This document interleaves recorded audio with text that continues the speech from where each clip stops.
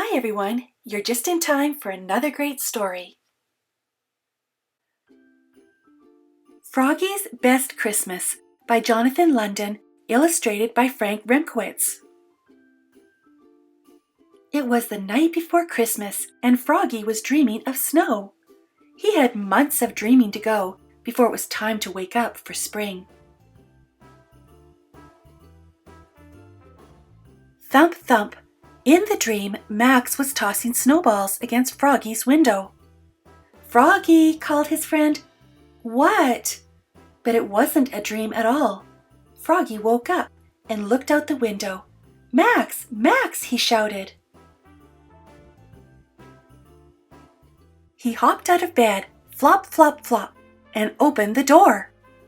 "Merry Christmas, Froggy!" yelled Max and gave him a present.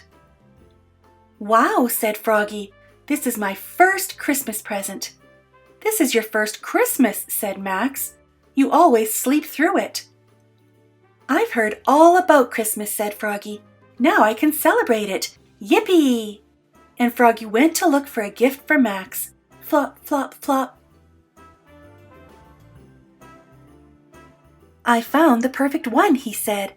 "What is it?" asked Max as he tore open the box. "My soccer ball, the one I kicked for our winning goal at City Cup." "Gee, thanks," said Max, juggling the ball on his knees. "Now open your present." Froggy tore off the wrapping paper and opened the box. Inside, there was a drawing of a Christmas tree. "Gee, thanks," said Froggy. "I always wanted a drawing of a Christmas tree." "No, no," said Max. "I'm giving you a real Christmas tree." "Wow," said Froggy. "What a friend." "Christmas," Max said, "is about friends." "Yes," shouted Froggy. "Let's go find Matthew and Travis." And he rushed to his room to get dressed. Zoop, zip, zat, zat, zat, zup, snap, zat, zwit, zum. Then he flopped outside. Flop, flop, flop. "Froggy," called Max. "What? Did you forget something?" "What?" "Me." And together they went off through the snow to wake up their friends from their long winter naps. First they woke up Matthew. "Wake up," they shouted. And Matthew the turtle yawned and crawled out from his home beside the pond. Then they woke up Travis. Wake up," they shouted. And Travis the bear yawned and crawled out from his cave under the snow.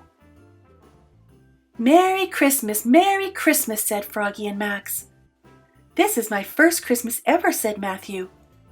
"Mine too," said Travis. And together they all trudged off through the snow to find the perfect Christmas tree. "Here's one," cried Froggy. "Nah, it's too skinny," said Max. "Here's one," said Matthew. "Nah, it's too fat," said Max. "Here's one," he hollered, "the perfect tree." And Max the beaver gnawed and gnawed and gnawed until timber! Thunk. Then together they dragged the tree home through the snow. "Christmas," said Max when they got there, "is about friends and family too." And he scampered off and came back with his grandma and grandpa.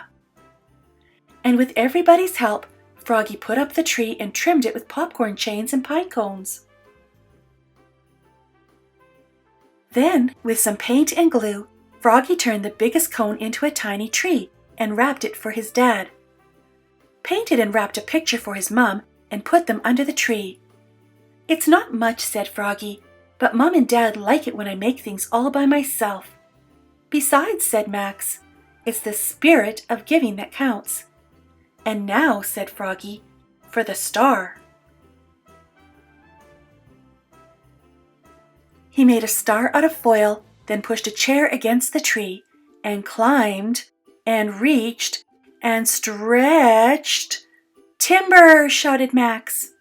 Thunk. "Froggy!" yelled his mother and father. "What?" And in they came, their eyes as big as sugar plums. "Oops," croaked Froggy, looking more red in the face than green. "Merry Christmas!" And it was a Merry Christmas. Together they opened presents. Rip! Roasted chestnuts. Crackle! Sang carols. Fa-la-la! Ate a feast. Munch, crunch, munch. And had a snowball fight. Oof! This is my best Christmas ever, said Froggy.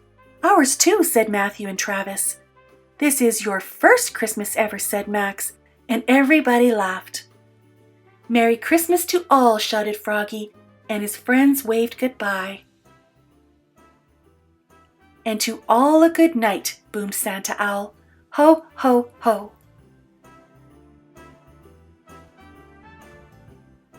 Thanks for joining me today. Check out these links for more great stories. And before you go, don't forget to subscribe.